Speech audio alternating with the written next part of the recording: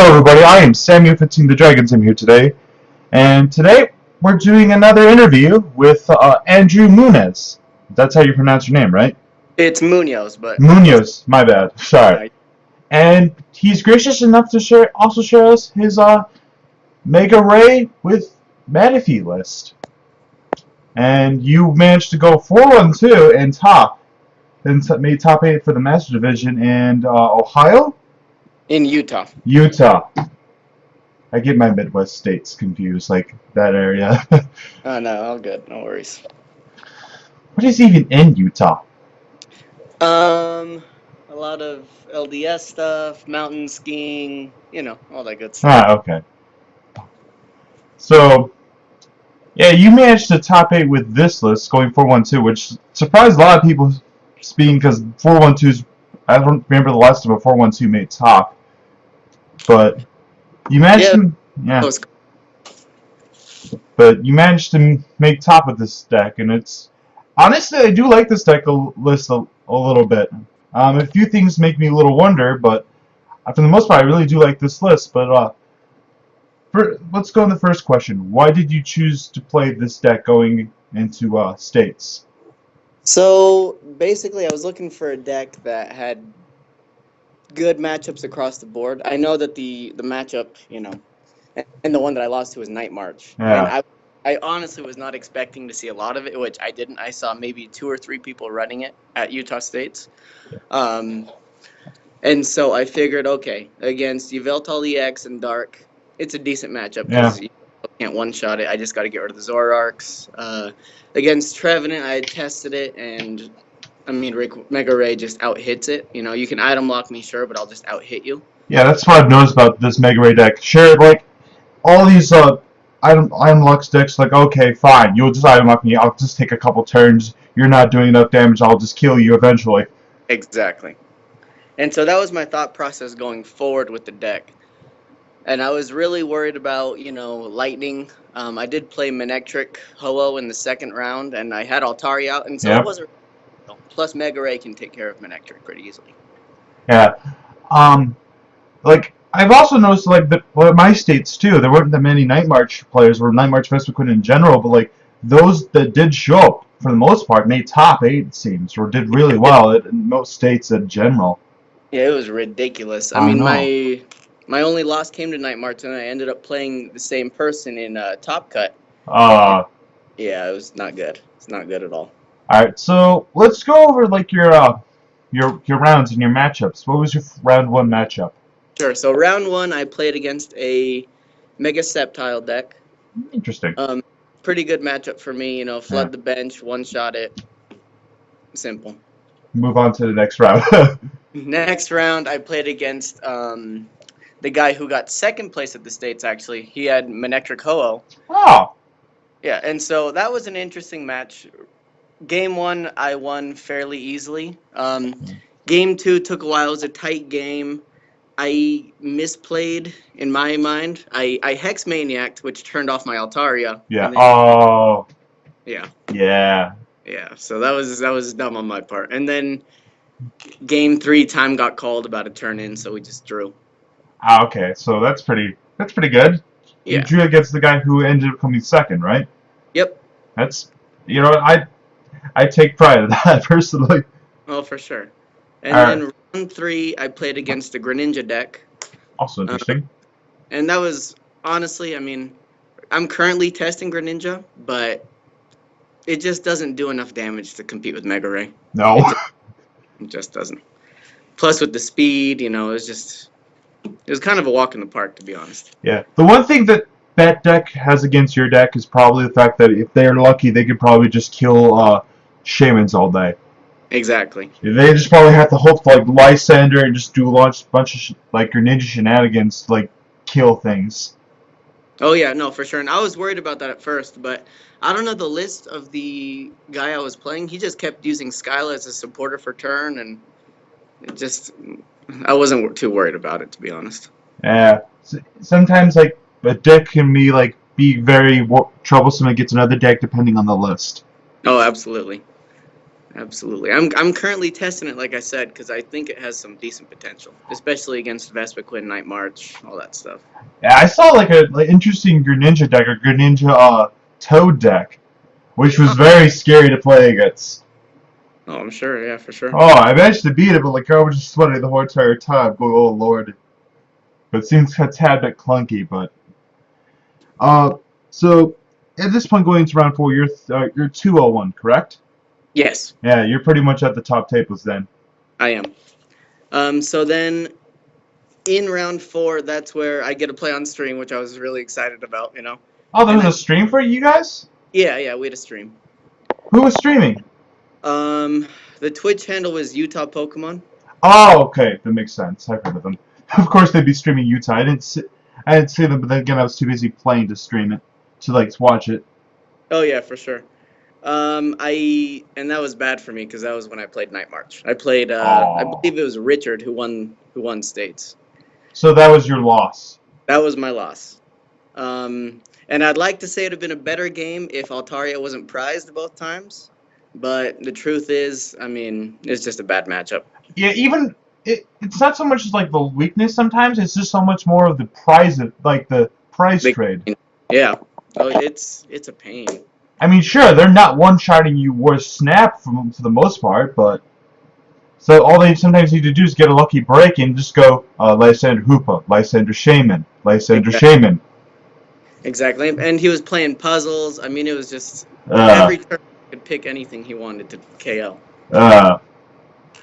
That puzzle time is pretty good, especially when you're also playing teammates. Woo! Yeah. Oh yeah, for sure. Alright, so you unfortunately lost on stream. Yes. Alright, alright. So you're 2-1. That's a pretty good record going to round 5. What did you play against in round 5? I played against an Charizard Entei. Okay. I'm gonna go. That seems like a weird matchup. You know, the first game was incredibly close, just mainly because Entei, Yeah. he could keep up with me, and then he brought out Charizard and Lysandered up Shaman.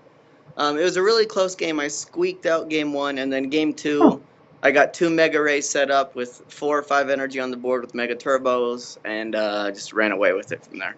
Yeah. If you can get set up really fast with this deck, that you just kind of just go. You look at your opponent and go, game. You can't do anything. Go home. Exactly that. Instant pressure. Yeah. So, 3-1 going into round 6. You must be feeling pretty confident here. I'm feeling really good about myself. Yeah.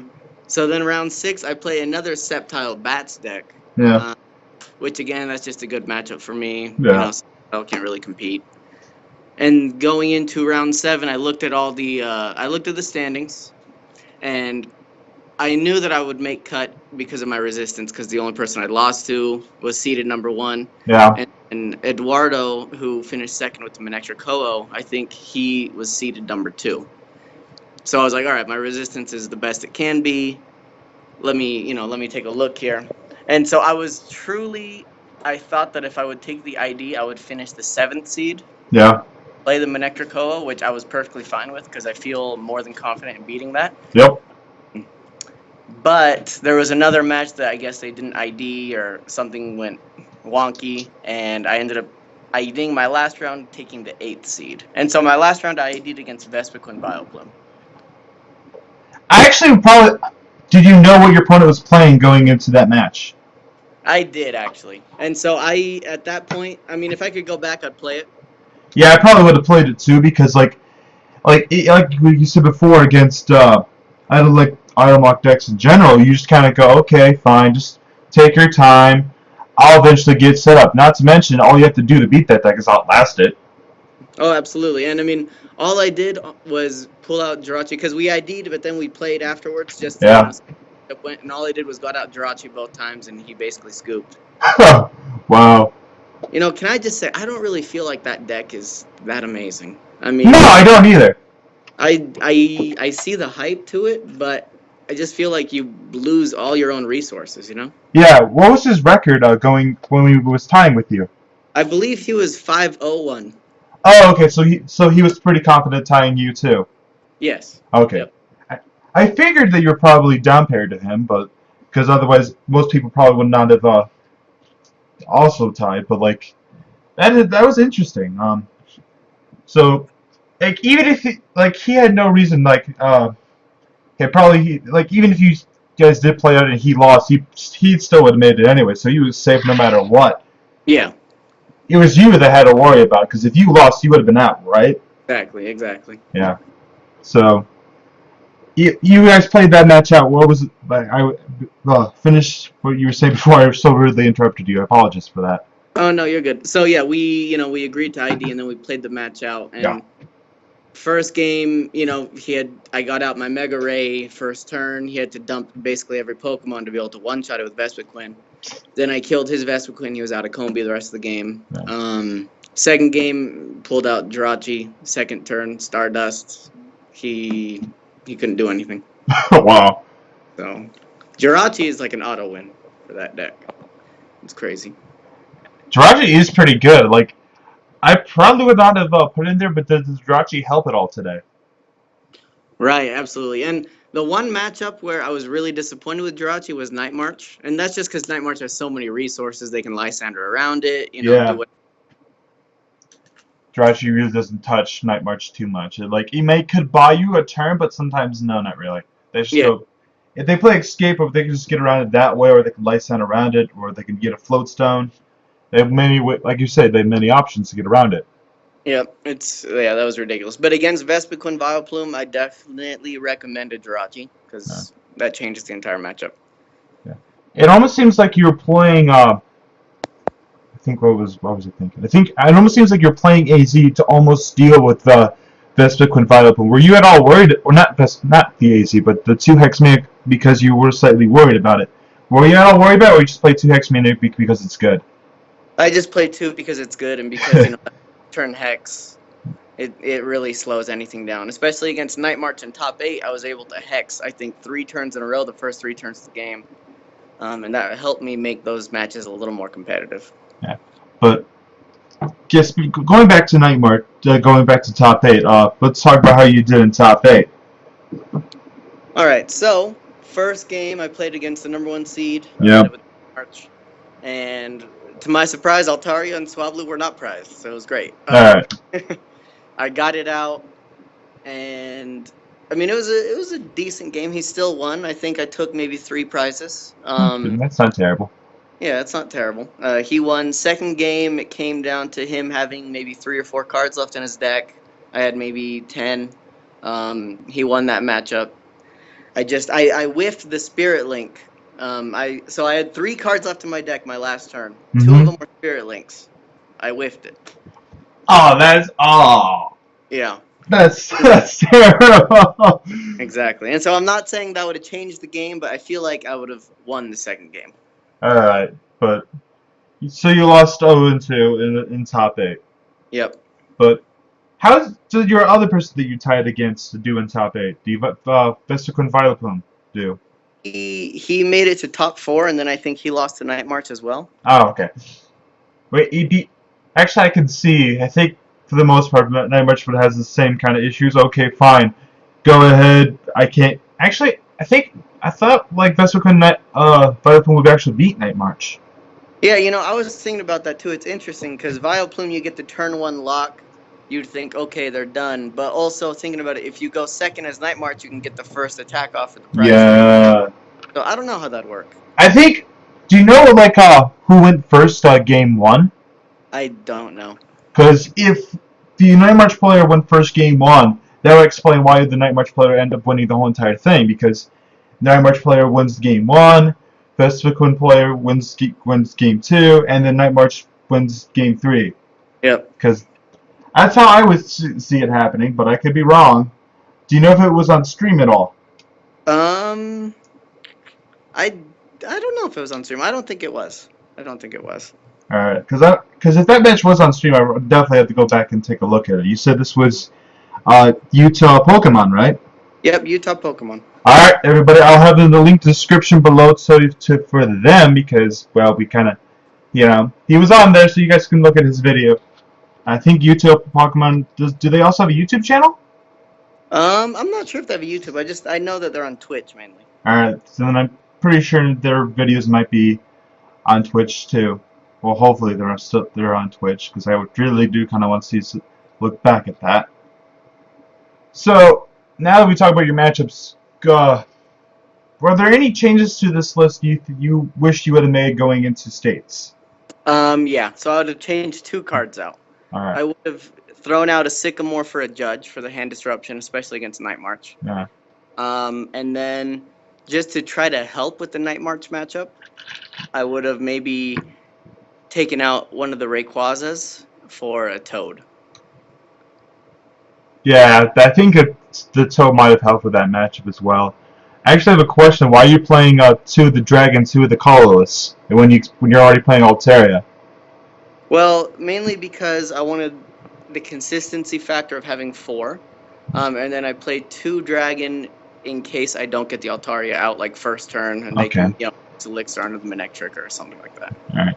And since you did run into the Fairy at all during your states, you didn't regret playing 2 Dragon because I know looking at my Illinois states, there was like a lot of Fairy decks for some reason. Were there a lot of Fairy decks at your states, or no, not really?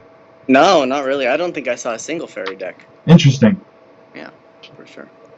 But yeah, in retrospect, I would take out one of the Rayquazas, just run 3, have a Toad, and then Judge. Yeah. I also noticed you're playing Manaphy. Did the Manaphy help at all? Oh, absolutely, yeah. So I have the Manaphy in there for the free retreat, obviously. Yeah. And, raid decks, most of the time I'm going to start a Shaman or, God forbid, sometimes we start a Hoopa. And so it's really easy just to, attach the water energy, drop down the Manaphy, be able to retreat it and get out your Rayquaza. Yeah, you also play Floatstone for that same effect, but because you sometimes just don't want to attach per turn. You want to do something else. Exactly. And then once there was actually a turn where someone hexed, so I couldn't use Manaphy, but I had a Floatstone in hand, and I was able to retreat my Hoopa. Nice. Yeah. Yeah, I noticed you're only playing when most people play Rayquaza decks, they play several either the grass variant and 1 or 2 grass type Pokemon, usually just an egg and a Virizion, or the steel type variant, usually just Bronzong and Aegislash. Other than Toad, did you think of putting any water type Pokemon in this deck as well? So here's the thing. For regionals, I was going to go. I ended up not, but I was debating playing Mega Ray. And I've seen a lot of lists, the Virizion and, all that stuff. Yeah. And I noticed all the techs. And so in my testing, I found that it wasn't consistent. It's fairly, it was consistent, but not as consistent as I like my decks to be. No. And so for this, I thought, you know what, we're just going to go with maximum consistency. I want to get Mega Ray out at least 1 every turn, something along those lines. And so I figured, let's take out all the techs. We'll put in Manaphy for the free retreat. Mm-hmm. We'll throw in, Jirachi and then Altaria just because Manectric. And it seemed to work out. So I didn't really want to throw in a lot of text, which is where it kind of contradicts the Seismitoad. Yeah. I honestly feel like that my list, I could have beaten any deck that I saw there except for Night March. And so I feel like Toad would have helped with that. Do you think maybe perhaps having an Articuno in this deck would have helped at all? I've considered that too. I think I really did think about that. However, with his second attack, I don't know if I would have the time to set up. Yeah. Try. Yeah, it's a little bit more... Because with this deck, you want to go attach once and then just go. But with Articuno, you have to touch water, then you have to touch a DCE, and not to mention you have to get a Muscle Band to hit more even numbers, and not to mention the flips. Exactly. I personally want to play it just because of the flips alone. I can't hit 2 heads with an Articuno to save my life, but some people fare better with flips. So do you think you fare better with flips, or so I have a Toad Tina deck that is I would say my main deck. Yeah. And I flip really well with that deck. Those crushing hammers, and it infuriates other people. I love it. I like trolling a little bit. Oh, so you like being a troll? I do. Well then, so then it was, yeah. Articuno might be an interesting thing to put in this deck, but you don't seem to be wishing you played it at all that much. One card actually that I just thought of maybe the night after the tournament was that Dredagon with Revenge. It does. Okay, were you? It's the one where for a DCE it does 20, but then if your Pokemon was knocked out last turn, it does 70 more. Yeah, I know. Just like, I was wondering, like, what benefit would that card have? Just doing a nice even number sometimes? Well, yeah, being able to take out maybe a Joltik with a Fury Belt. Oh, okay, I see. Being a 1 energy attachment attacker, non-EX attacker. Oh, okay, I see. I see what you mean. Like, so you can knock out. So you with Judagon, you can knock out something little for fairly cheap. Exactly. That is actually something pretty clever. Something I might actually try because like I said, I do like this list a lot. But I have another question about some of the other cards you were playing in this list. I noticed you're playing um 3 Sycamore. I think that like it looks like to be like a little less draw support, like not that much draw support at all, and you only play 3 Sycamore. And you're saying you just want to take out one more for a judge or something. Mainly because in this deck, especially it helps against the items, you have so many Shamans, so many Hoopas that you kind of draw through your deck without even using a supporter. And that's also why I will run a one of Winona just in case I do whiff an Ultra Ball. That way I can play my Winona to get my Shamans out. I actually do like that idea of Winona. You can get your 1/1 Altair, your 1/1 Rayquaza line. You could probably get, I don't know, something else, a Shaman, like you said. It's pretty cool. And when you're playing Winona, like you said, that's another thing that made me question like the 2 Dragon Rayquaza. I have nothing against dragons because I am called the Dragon Tamer, but yeah. I think like you said, maybe going to like taking out one of the dragons for a Toad probably might be a decent play. Not to mention, if you really need to, you could also use its second attack with Toad. Right. Yeah. So Grenade Hammer. For sure. And so, I mean, in terms of the draw power, 2 Sycamore, 1 Judge is what I'd go. I've recently found that I don't believe in Shauna or Birch. Yeah, I don't believe in them either. I don't believe in that kind of shuffle draw power unless it's N, because, game changes things. Or Colress and Expanded. Or Colress, exactly. And so in all my lists going forward, I've really tried to not have Shauna or Birch. I'll run a 1 of Judge, just not even for my own hand, but to disrupt my opponent. Yeah, like, that's probably about it. Like, another card I've been considering maybe playing instead of those cards is probably Battle Reporter. Yeah, you could go Battle Reporter, sure. Like, just because, like, people have, like, these, just sometimes against, like, decks like yours, these people have these, like, gigantic hands. You go, how many cards do you have? Like, you have 9 cards in hand? I have 3 cards in hand. I'll draw 6. Yeah, absolutely. But, like, that card's going to be way too situational. That's why I don't see it played that much, which is fine. It's only going to be played in a couple silly decks here and there, like Noivern and other silly stuff. But, let's see. In closing, going into this tournament, what other decks were you thinking of? Or what was your biggest fear other than Night March? So, originally I was deciding between 3 decks. Night March with Milotic and Puzzle, Toad Tina, and this Mega Ray list. I was scared of the Toad Tina because in testing, I mean, I did really well with it, but those decks that were able to remove my energy, I didn't play any puzzles in my list or any bundle beasts to get energy back. So I was kind of worried about, all right, I'm running 7 energy in this deck. If someone knocks them off, I'm done. Yeah. So I know that that's kind of an over-exaggerated fear, but it was a fear of mine. I didn't want to lose basically to myself for not having energy. And then Night March, I just thought of, all the item lock, the Trevenant, all that. I was scared to play it, which is why I find it funny that it dominated so much week 1 of States. Oh, I know, right? I didn't expect it to do that well at all, but it did. Yeah. And one final question before we're out of time. How many championship points do you have now? So I just actually started playing in August. So this is your first year. This is my first year, and I've really only started competing for championship points actually like around December. So I currently have just over 100, I think maybe like 104, 105. So you're gonna have to struggle. In other words, you're gonna have to struggle a little bit to make worlds. Yeah, my goal isn't Worlds this year. Seeing as how it's my first year really playing, my goal is Worlds next year. That's a fairly decent goal. I've Yeah. been playing for 4 years, and I only have 40 championship points, and I never made a world. So like, you never know. You're doing better than I am for sure. Yeah. I'm trying, to struggle. The struggle is real, man. The struggle is real, especially when like people who have like you're facing people who have already qualified for worlds are just trying to get top 16 at this point. Yeah, absolutely. And I mean, it might seem a little cocky or whatever, but I honestly feel like I could play whatever deck and have decent success with it. You I mean, know? I don't know why. I just feel like I'm a decent decision maker. Hey, like I like this list. Did you make this list all by yourself, or did you have help? So I had some help from some of my cousins, some other people that play. Ultimately, what I had in the first list was I ran a Super Rod and a Sacred Ash, and then I had a couple other cards.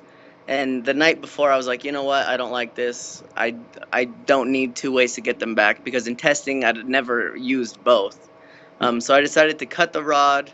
I was Probably originally the going to better try to put decision. in a second Manaphy, but now that I think about it, I'm glad I didn't. Just because I only ever needed the one. No one ever seemed to really target the Manaphy. Yeah, that's what I noticed too. Like people probably just rather just get greedy for shamans, just not shamans, hoopas. No, not the Manaphy. They just want to keep you. They want to let you have the Manaphy for whatever reason. Yeah, exactly. Maybe it's like going forward, people will start targeting down the Manaphy, but whenever like with Dark Art of Volatile, people don't really target down the Darker that much. But then again, Darker is not as fragile. So Yep. Yeah, and so I ended up cutting the Rod for the Jirachi, and that's I cut a 4th Trainer's Mail for a 2nd Hex. seems to me you made the right decisions, dude. I tried. I appreciate it. Well, that's all we have for today. Your name is Andrew Munoz? Munoz. Munoz, sorry. Bad with Spanish names. No, you're good. But thank you for having us. Thank you very much so for sharing your... not thank you for having us, but actually, wait.